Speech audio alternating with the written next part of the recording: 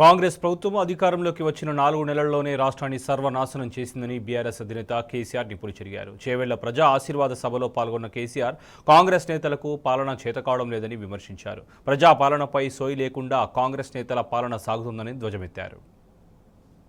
కొంతమందికి కొన్ని రకాల ఆలోచనలు కాంగ్రెస్ పార్టీ ఇచ్చినటువంటి అంతులేని హామీలు ప్రలోభాలు దానికి గురైన కొందరు కింది మీద చేస్తే ఈ రాష్ట్రంలో కాంగ్రెస్ ప్రభుత్వం వచ్చింది.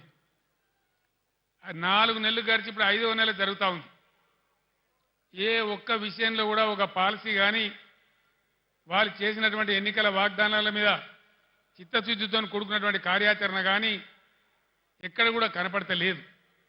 వసతులు వనరులు ఉన్న వాటిని వాడుకునే నైపుణ్యం కనపడతలేదు.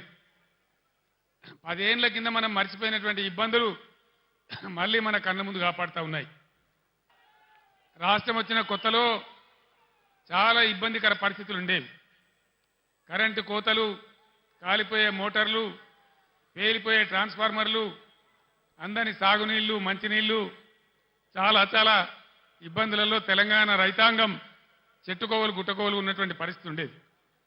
దాన్ని నివారించాలని కోడి రెక్కల కింద తన పిల్లలను కాపాడుకున్నట్టు రైతాంగాన్ని మనం కాపాడుకున్నాం. ఒక పాలసీ పెట్టుకున్నాం. రైతు కులం లేదు, ఎవరికి భూమి ఉంటే వాళ్ళు రైతు. అన్ని వర్గాలలో రైతులు ఉంటారు.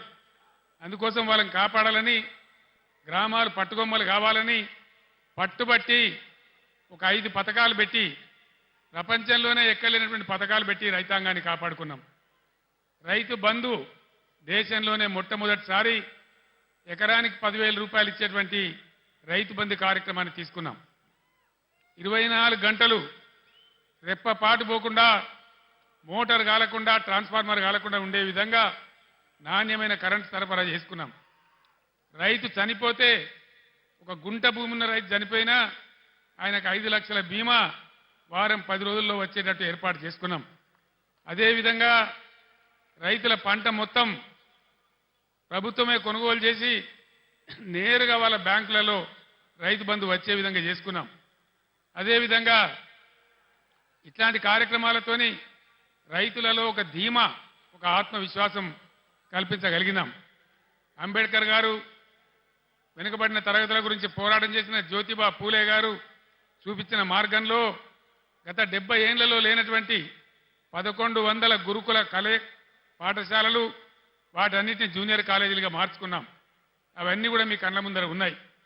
కులము మతం లేకుండా దళితుల కోసం, గిరిజనుల కోసం, ముస్లిం వర్గాల కోసం, పేద వర్గాల కోసం, బలహీన వర్గాల కోసం 1100 రెసిడెన్షియల్ జూనియర్ కళాశాలలు ఈ రాష్ట్రంలో పెట్టుకున్నాం. దళిత బిడ్డలు, బీసీ బిడ్డలు, ఓసీ బిడ్డలలో కూడా నిరుపేదలు, గిరిజన బిడ్డలు ఎవరు కూడా విదేశాలకు పోయి చదువుకుందామంటే 20 లక్షల రూపాయల ఓవర్సీస్ స్కాలర్షిప్ ఇచ్చుకున్నాం. ఈరోజు ఇవన్నీ కూడా మాయమైనాయి. గత 5 నెలల్లో ఒక్క బిడ్డకు కూడా ఓవర్సీస్ స్కాలర్షిప్ ఈ ప్రభుత్వం ఇవ్వడం లేదు.